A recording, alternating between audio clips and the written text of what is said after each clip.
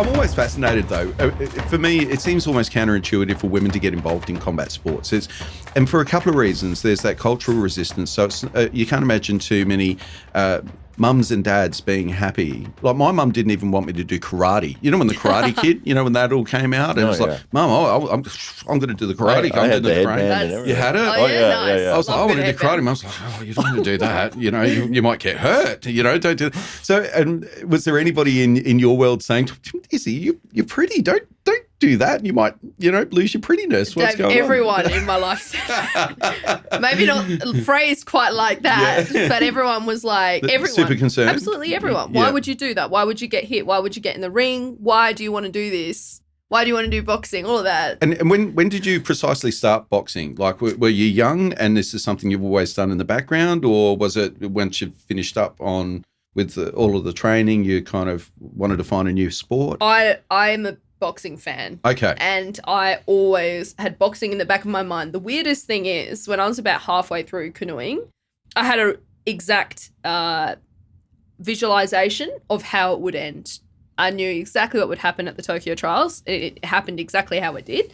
And I knew in my head, when things don't go right with canoeing, I'm going to be a boxer and I'm going to do really well at boxing. If things don't go right with canoeing, one day I'm going to do boxing and I'm going to be really good at boxing. So boxing was your plan B? Yeah, I guess it was my plan B for boxing. I don't know, but it was weird because it was also something that I was very passionate about, that I loved. That for some reason I think when things are right for the right time in your life, they'll come at the right time. And maybe, everything I learned so much from canoeing. I'm so grateful for that experience, even perseverance and just getting to my goal. Yeah. I guess I fell short of my goal. Yeah. But yeah, it's weird because I'd say I always thought about boxing, but maybe not having anyone to encourage me to do it. Maybe, I don't know. I didn't. And even like arm wrestling, like I remember I saw an arm wrestling video a few years ago and I thought, I'd love to do competitive arm wrestling. But it was hard to find, even earlier we talked about that. Sometimes it's hard to find where to go. And yeah. How did you find where to go with boxing? My first coach, I think a friend was like, oh, you're going to do boxing finally? Like, go, here to try this guy. That was pretty fun. And then I moved away and then I'm currently boxing with an awesome coach who's just absolutely hilarious. He's German. And he had the same story as me. He was an ex-kayaker. He was a kayaker. I couldn't believe this. This was back when it was East and West Germany, or Berlin. I can't remember. Sorry, East and Berlin. West, Germany. Yeah, East and West Germany. There's the Too two much Germanys. history at school. No, this guy's fantastic. He's a really great boxing coach. So Boxing Club Tractor in Adelaide, really fun, just different. I went to a lot of different boxing clubs. Even in my travels around, like when I've had to go to Sydney for work, I've gone to clubs there. And you get a vibe. I'd say every boxing gym I've walked into has been close-knit and a family and a great training environment. And this just stuck out to me because of how similar his story was. But in terms of when precisely did I start boxing, I didn't jump actually straight into it. So once I finished the Olympic trials, I actually jumped straight into making music, straight into the studio. Canoeing to me made up about 80% of my day. By the time I'd get to training, take my boat off, get on the water, get back on, get my boat back on the car, all of that. It takes a huge amount of time. Very time-consuming sport, whereas things like boxing, you just walk into the gym, put on your wraps, put on your gloves, let's go, much, much less time. But anyway, so I had all this time free with my day. It was crazy. I had all this time all of a sudden. I'm like, whoa, what do I do with my time? So that was a pretty cool time in my life because I was like, whoa. And then so I did, just went straight into making music. And then I was like, well, I know that every athlete who stops sport, blows up. So I trained for bodybuilding because I thought if I'm focused on a bodybuilding competition, I'm gonna keep my training consistent. I'm not gonna, stop training and stop suddenly. Like I would burn like probably close to 2,000 extra calories a day minimum on my training. So, I did notice I wasn't as hungry, but so did a bit of bodybuilding. That was good. But it was mainly just to. The only reason for that was played a bit of footy, loved my footy, and then I finally was like, all right, it's time now to move on. And started boxing, and I just loved it from the first like hit, the first good hit, and just learning the technique. Like I'm obsessed with it. Like it's an amazing sport. And so that's to answer your question. I think I went around the long way, but yeah. Have you got certain things that you're quite good at that your fundamentals are like, I'm quite good inside, or I'm good at, a range? I'd say with my fight with this guy a few weeks ago, I'd say I'm actually pretty good inside, right. And being up close, I was actually pretty good, just at body rips and better than I expected. Because in my sparring, I'd sparred in my first club, but we were all beginners, so that was messy, and no headgear, which I don't recommend. It wasn't the best, but yeah, I'd say that's something I've noticed. What else have I noticed? I mean, I know what my weaknesses are. Maybe I shouldn't say them in case a future opponent is listening, so I probably won't say my weaknesses. Ronda Rousey. Yeah, Ronda Rousey. I don't want to give away my weaknesses. But Jake Paul. Yeah. I'd say my power, Jake Paul. No, Jake Paul. Jake Paul can listen. I'll KO him in one go.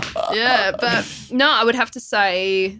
and also, like, in that fight in particular, just being able to stay on my feet and get back on my feet pretty quick. Yeah. And being pretty sturdy. Like, I didn't get hit on the face once, which I'm very proud of. Although I may have fallen on my feet once or twice. But yeah. So I'd say that's what I've noticed. But, interestingly, again, as we spoke about earlier, was just what's really interesting about all sport, and especially like even arm wrestling or combat sports, is you can have all the power in the world, you can be so strong, but it's really about your technique. I think that's every sport. I'll say that's every sport. The only sport that's not for it is bloody going into the gym and lifting a weight. Like really. And that's something which with canoeing, like definitely like, you've got to have the best technique to go fast. You can be 10 times stronger than your opponent, but if you don't have the best technique, there you go. That's right. Yeah, exactly. Well, that's the same. I mean, somebody can be 10 times stronger than me, get on the arm wrestling table, but they can't access that strength. That would annoy them. It does. It's great. It's like a superpower. It's accessing your strength. And how interesting is that? And that's what I've noticed in boxing. I guess I've noticed, especially coming from where I was at in canoeing, is so frustrating. Like, number one, I get frustrated because like I know how shit I am. Yeah. That's the worst. Like I know how long it's going to take me to be good. Like, and even just, like when they yell out combinations, being the one who's like, okay, wait, 1, 5, 5, 2, 4, like what? Yeah, exactly. And I can also feel like recently I got better at it. Obviously I've been getting better, which is nice. But just acknowledging when I've thrown a shit hit, throwing a crap jab or something, and none of my power is in it, then I recognize that, and coming from like where I was at again with canoeing, it's just like, oh, that was bad. Oh, that was bad. Oh, and then bang, oh yeah, that was good. Yeah. So it's accessing your strength is so interesting. When I do that, it's the best feeling in the world. Yeah. And I can acknowledge that right now, I'd probably do it a lot less than, when I'm missing or when I'm not using my strength. And I think accessing your strengths also, it's intrinsic to reaching your own potential. And 100%. So you get that satisfaction regardless of whether you win or lose. It's, did I do everything that I could have? And did I access my strengths? Did I do my best on the day? It's that kind of that ethic that keeps you going in any sport, I suggest. That's why I feel so bad for athletes that go into a competition and, like, say, if you've trained 3 months for a fight and get knocked out in 10 seconds. And you just miss it. 100%. Kills. It would just be devastating because you're not going to learn anything from it because, maybe you just zigged the wrong way or, zagged this way and they happen to hit you and that was it. And where was the lesson from that? That's a good point. I mean, that is a fair point, and that's part of the sport, and, I'm really grateful that, I know I can take a hit. That's a big thing. That was something I thought about is, am I going to be able to take a hit? Because it's very well good to sit and say, can I? Yeah, I can, but it's only until you do that Yeah, exactly. Yep. Do you remember the first time you had like yes. here we go. Yeah, it was pretty good. It was pretty good. just a bit. By good, when I say good, what I really mean is it wasn't as bad as I expected, number Right. one, and also the feeling wasn't what I expected. So I kind of expected it to be more painful. It's not really painful. It's just like, oh, you got me good there. I'm gonna get you. You better watch out. That's and that's what you want. You want to have that reaction. You want to know that you're not going to get hit. I was worried. My genuine concern starting boxing was, am I going to be someone who I get hit and then I don't want to hit You don't want to back? play anymore. Or am I going to get hit and think, that's me done, bye. And that was my concern. I'm like, how much can I put into training before, I know this. But then when I did, I was like, oh yeah, this is it. Yeah. I knew it would be. No, I love it. I love it. that's Absolutely. great. Yeah. So who are your role models? Mike Tyson. Mike Tyson. Muhammad Ali. What? No, Muhammad Ali. Muhammad Ali. definitely. But how counterintuitive? Like you wouldn't have thought that 15 years ago that a young female athlete would look upon Mike Tyson as being a role Fair model. enough. Yeah, true. point. Well, tell me why. Tell me why. Well, Mike Tyson, for me, there are a few reasons, but I think he started the sport and he had this really great relationship with his coach. His coach was like his father. And to me, he just had such an appreciation. He has such an appreciation for the sport. So just kind of my biggest values are friendship, excellence, and respect because they're the Olympic values and they're the values of sport. And to me, his values were the same. And he worked so hard. He worked so hard till, he was one of the best upcoming boxers at like 19. I think he started when he was like 13. World champion at 19. Yeah, world champion at 19. Like that respect that he showed to the sport. He lived the sport too. I love the idea of people finding what they love and living for it and just doing it 100%. I think we lose a bit of that in society today. I think it's kind of a bit encouraged maybe not to do those things. And, I know I've faced a lot of people not understanding how, when I was doing canoeing, how everything could revolve around that. And so I think that was something which inspired me was he lived for the sport. Like his whole life was the sport. That was pretty inspirational. But also how he took inspiration from Ali. Like to me, I used to listen a lot to Ali's speeches when I was, trying to get into the zone for any sports competitions in high school. I'm going to show you how great I am. I'm so fast. I ran into my bedroom, hit the switch, landed in my bed before the room turned dark. I'm fast, man. I'm fast. I love the way he talked was amazing and his speeches, incredible. So for me, he's another great inspiration. I think, again, his character. How great is his character or was his character like? Almost as good as Jake Paul. If I ever saw Ali versus Paul, I was waiting for Jake Paul when I said, "Who's your inspiration?" if I ever saw Jake Paul. Ali versus Paul, I would be very upset. Why is Mayweather and Jake Paul a possibility if Mayweather is the greatest of all time, supposedly? In people's minds, that's the money. Even through this conversation, I've kind of developed some different perspectives now of this. I saw something. Actually, I saw Mayweather. I think posted this was they call me money for a reason. I'm gonna go and rob this man. Yeah. And so I think it's gonna be. I mean, I don't want to say anything because it's an exhibition fight. So that annoys me because we're probably going to see Mayweather it's going to be by decision or but it shouldn't be if it was a real fight. Yeah. Well, that's the thing is you said you hit on that before when you were talking about Muhammad Ali and his showmanship. His showmanship was just incredible. See, I want to be a character like that. So there you I want to go. be me. I want to be able to be me. That's why. That's a great why point. these matches are happening. That's why someone who's a character, someone who talks. It is a character, and Paul is a character. I'll give him that. I mean, I'll be real. The reason I'm really against the two Pauls, I don't know which Paul it was. You can hate both of them equally. Thank you. It's fine. Appreciate it. I think they're the same person, aren't they? They just put longer hair on. Yeah, I know. I'll be real. I can't tell the difference, but. One of them did you guys hear about the suicide forest? No. Oh, yes. Oh, yes, I gosh. did in Japan.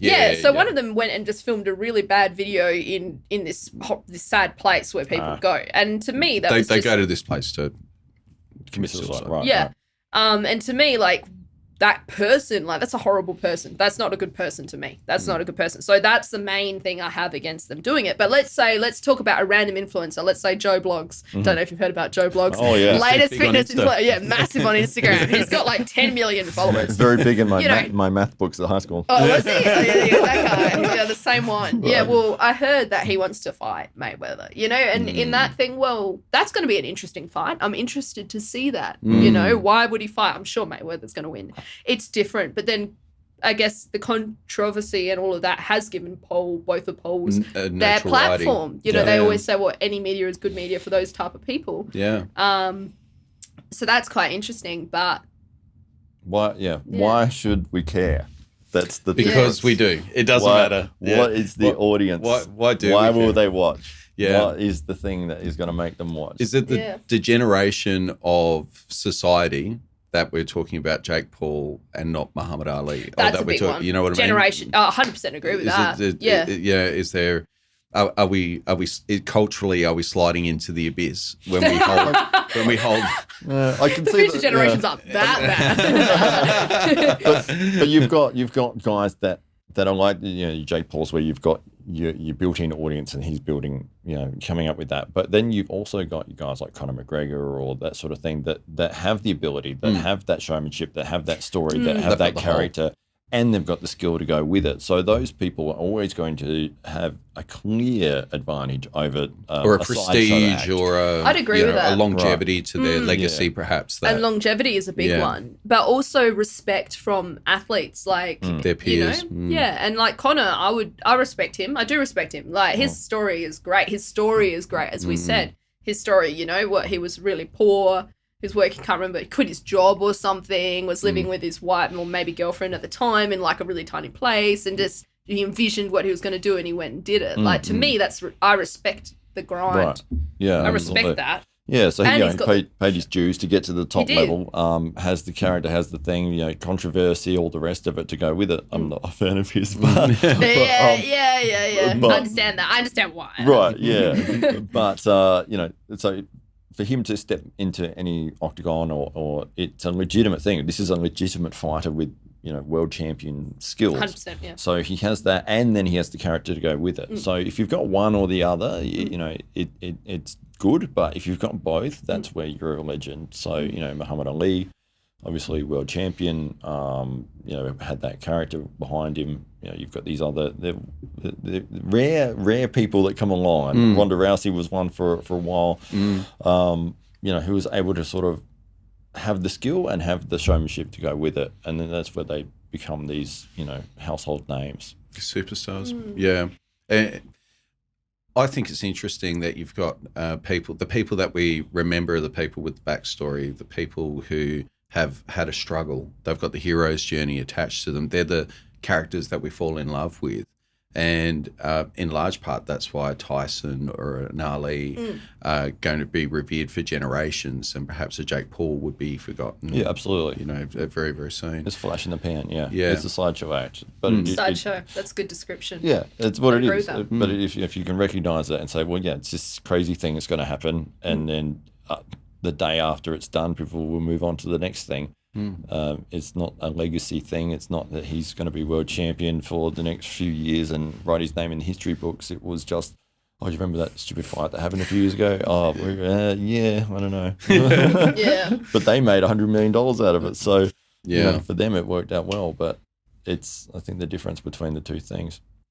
Who are your top couple of athletes in the arm wrestling world? Like, who are your inspirations when you get to the table, or when you who did you see on YouTube that made you think, yeah, fuck yeah, arm wrestling? Absolutely. John Brzezinski. John Brzezinski. John Brzezinski, absolutely. So tell the audience about Yeah, John tell me Brzezinski, about because this they don't know about John Brzezinski. Okay. John They don't know Brzezinski. about Over the Top. Over the Top, yeah. Sylvester Stallone and Over the Really? Top. No. It's based on John Brzezinski. I got excited. Yeah, yeah, loosely. Right. Yeah. So there's an American guy, John Brzezinski. He's not the biggest guy ever. He's probably about 90 kilos, maybe 85. He looks like a that. normal guy. Yeah. He works as a mechanic. And he was unbeaten for like 26 years. 26 years. Yeah. Damn, I'm inspired too. Absolutely. Yeah, damn. Absolutely. So I run for USA Today. I'm one of the forum administrators for the MMA Junkie website. Anyway, in there we have a discussion thread on documentaries and films and all the rest of it. Somebody had said, "Oh, there's a good documentary called Pulling John." Probably the gayest name for a documentary ever. But what's the sequel? Better stop there, Dave. No. It's got so many names just went to my mind. None of them appropriate. No, that's right. So they said, you should watch this. And I was like, okay, yeah, I'm wrestling. All right, I'll watch it. Great documentary. It follows John Brzenk, Alexei Vovoda, who's a Russian guy, and Travis Bagent, who is a loudmouth, arrogant dick. And it's got those three characters and the lead up for them. So it's like a pumping iron for arm wrestling. That's right. Yeah. And the lead up to the World Championship in the Zloty Tour, which is a European tournament.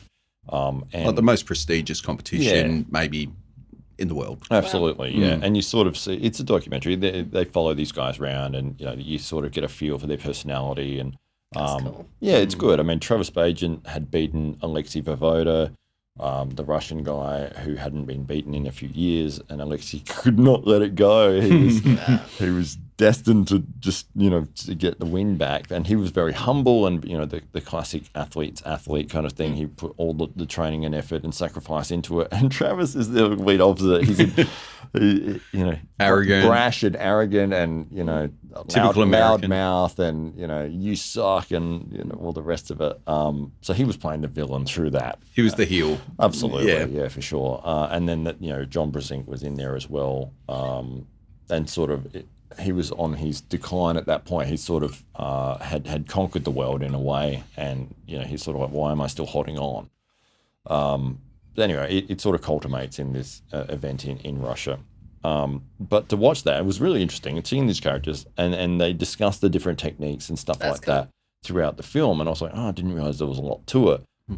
And then I had sort of looked at a few of the YouTube videos and, Devin Larratt and a couple of the other people that were out there that had content there with these matches and the different styles that they had. And I was like, oh, this is interesting. This guy's quite good at this thing that he's doing. I don't know what it is, but let me sort of look into it more. And then you sort of figure out what it is that this person is doing or what style that they're bringing. And then it's like, and then you'll see another matchup. Well, this guy versus this guy. Oh, I wonder how his skill will go against this guy. Yeah. So, it's almost like with boxing, you could say, well, this guy's an inside fighter and this guy has a range. And it's like, well, I wonder how. And here's the fight. You can see it right here. And especially with arm wrestling where it can be over in a second or, a match where it might go 5-10 seconds before you get the result. So you're not sort of waiting for ages. It's just like click, bang. Oh, well, it was all right. Let me see the next one, So seeing Devin Larratt, Denis Zablenkov, and sort of finding these characters in the sport. And then obviously when Devin came through to do the seminar, I went along and then started doing it myself and realizing that I sucked at it. Even though I had seen the film. You did a pretty good job. You did 2 minutes against him. Yeah, that's right. Well, I'd watched the documentary. It didn't help. So to develop that side of it and then to go into the club and try to get better and, slowly rise through the ranks and, as I was saying before, and as you mentioned that, everyone is humble and helping each other. Stepping into the arm wrestling club, everyone is going to help you with what you're doing. If it's your first time on the table, no worries. I'm going to let you pin me over and over and over and over until you understand what movements you're trying to get. And once you start to get that, then I'll start to resist a little bit and I'll show you how to avoid the resistance that I'm putting into. And then as you get better at that, then I'll start doing something else, and you'll slowly start developing the skills that come with it. And then you get on with somebody else and they'll have a different sort of technique or different sort of training advice, and you sort of get a mixed bag of what everyone is going to explain to you. But what's interesting is that people will naturally kind of gravitate towards one or the other techniques. And in arm wrestling, you've basically got 3 main techniques that people use. So your top roll is where you're rolling into your opponent's fingers. So you're bending your wrist. I'm taking note for my next fight. Yeah, my next wrestle, sorry. Yeah, go on. Yeah. And you're rolling into their fingers and dragging and using your body weight. Oh, yep. Yeah, so that's what we call a top roll. It's always the first thing that we teach everyone because it's probably the most fundamental movement and it's the safest movement. So if you understand how the top roll works, then you'll understand how the next other two techniques work. So top roll is like that and rolling into the fingers. The other technique is called the hook. So you're turning your wrist this way Yep. and dragging down. Yep, someone definitely tried that one with me. Anyway, yeah, go on. What's number 3? Yeah, so that's more of a sort of a bicep kind of dragging movement. Tends to favor people that have a shorter forearm, but taller people can use that as well. The third technique is the tricep press, where you are starting from this position. You would be getting your body behind your arm and pushing down with your body. Sort of like a press. Yeah, so you're pressing, sort of like a tricep press. That's an interesting one. I like that. It's a bit different from the other two. Yeah. The danger with that one, and this is why we don't teach it to start with, is that if you're in this position here and you're putting all of your pressure and body weight here, and somebody pulls your arm out, that pressure starts going into your bone as opposed to being able to use your wrist. So it does carry an element of danger with it. So if you're going to tricep press and it doesn't work, usually it'll be somebody will hit for that in that first second. If it doesn't work, then they'll change to something else because if somebody drags them out of that position, it's their bone that's carrying the weight as opposed to their forearm. So yeah, but those three techniques, and people will naturally gravitate towards one or the other. What was John Brzezink's thing? Top roll. Yeah, unstoppable top roll. And it was interesting. There's a YouTuber, Ryan Bowen, who's in Queensland, one of Australia's best arm wrestlers at the moment. And he has a bit of a following. His sunglasses. You took his sunglasses. I did. I stole them. Wow. He doesn't know. Yeah. Let's not tell him. All right, we'll keep it right. All right. Don't tell anybody. So he went over to America. I think he was competing in a tournament or something, but he ended up staying at John Brzezink's house for like a week, which for me is like the ultimate thing ever. Yeah. Slept on the couch. Oh, he did. He literally did, I think. Wow. Came back a different man. Well, yeah, for sure. But there's some videos of him and John pulling at John's house, and Ryan's just laughing because it's like he cannot believe how easily John is just ripping through his hand, and Ryan's not a bad arm wrestler. He's quite good.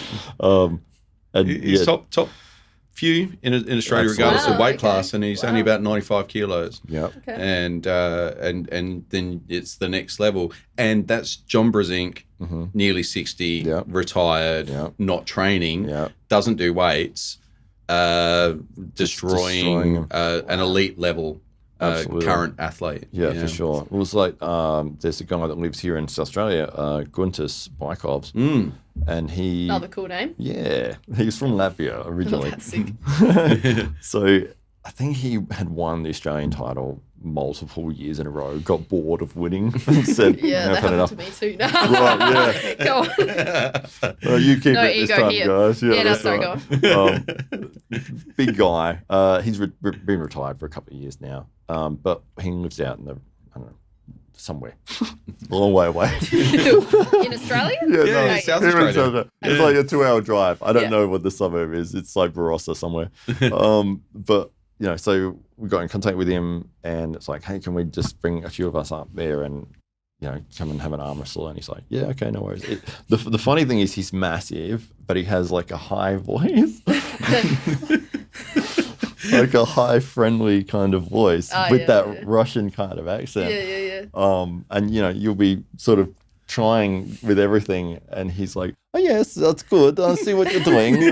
I love their accents. A lot of European guys speak like that. I know exactly what you're saying. I had a coach who spoke like that. Right, it's amazing. I love it. Yeah, and he's literally like just dominating it with no effort whatsoever. Oh yeah, I can see what you're doing. But so we went up there, and I've been doing it for about 2 years now, and I thought, maybe I'll have something for him. Yeah. And when I gripped his hand, I could tell instantly there was nothing there. It was like grabbing hold of a plank of wood. There was no, I couldn't even get my hand around his hand, to start. And then to start, it was, I mean, obviously he just destroyed all of us. A very worthwhile trial.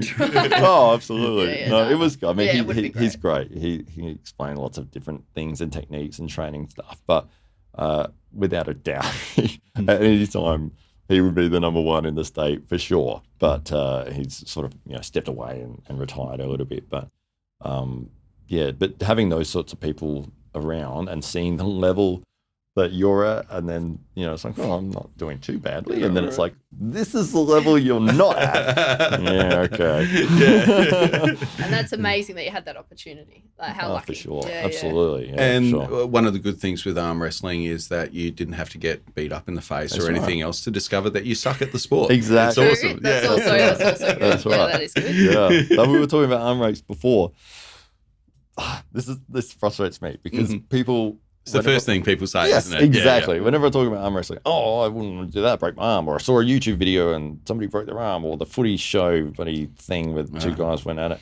You're still seething about that, aren't you? Yeah. Tell me about that after someone broke their arm, didn't they, on TV? Yeah, so it was a footy show thing. Australia footy show? Yep. Yep, the NRL one. They had two. This is the problem. This is the issue. Let's talk about it. Yes. Deep dive. Oops. That's Very right. deep. That. If you put two amateur people doing something that they don't know what they're doing, it's not going to have a good outcome. And especially when it's combat related. If you put two people into a boxing ring that have never boxed before and say, away you go. Yeah, go on. Have a smash at each other. It's not going to end well. When you've got arm wrestling, which requires a lot of technique to keep your arm in the right position so that you are not putting your arm, your bone in danger, you don't want to have two amateurs doing that. So if people come to the club, they are going to be spending their time with the experienced people before they will get on with someone who's also an amateur. They're not going to do a super match for a few months until we could sort of say, okay, you know what you're doing, you understand the fundamentals, now you're ready to do a bit higher level stuff. On the NRL footy show, they had two strong guys. They're both rugby players, both competitive. They're on national television. It's live. And let's do an arm wrestle. Neither of them want to lose. They both don't know what they're doing. And they're both completely just pushing sideways with side pressure. And of course, one of the guys' arms breaks. That's what will happen if you do that.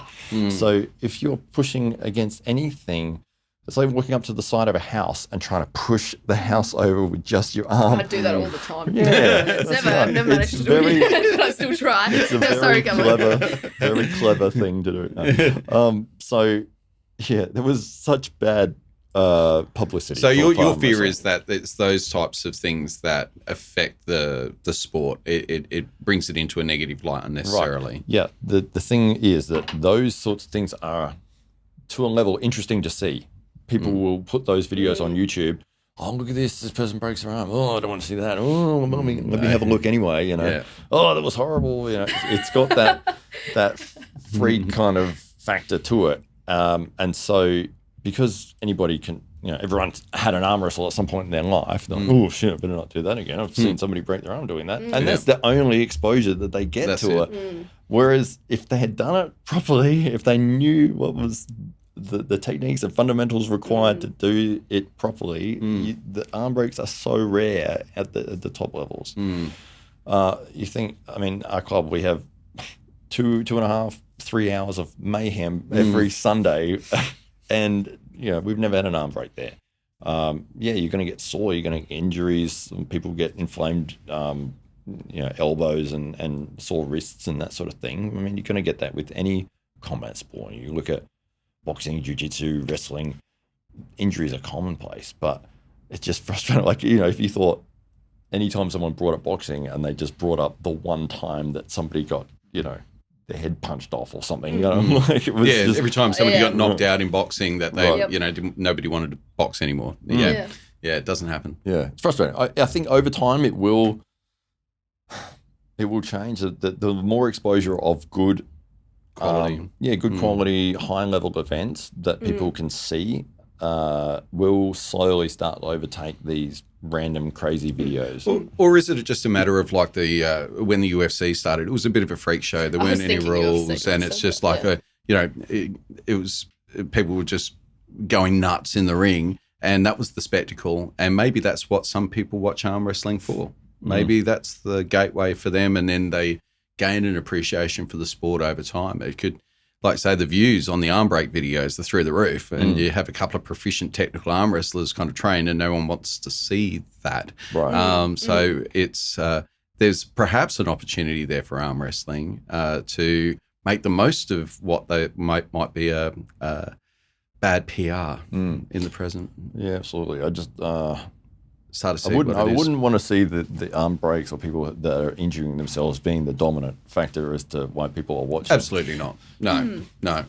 But it could just be the thing that attracts attention to the sport. Well, I was thinking that about the UFC, because I know one of my friends he's a mad UFC fan, and he's showing me these videos. The first one he pulls up is like, these two chicks, deformed faces, and he's like, it's like a highlights reel on YouTube, which has got like, I think it had, probably like 10 million views or whatever, and it's just like these mainly first like women and then men just getting physically deformed and destroyed in the octagon. And actually, just back to your point before about, boxing and getting hit, and especially like women in boxing, I see boxing as an art, and I don't mean to take away from MMA and all that, but when I see MMA, that to me is more like kind of raw fighting style.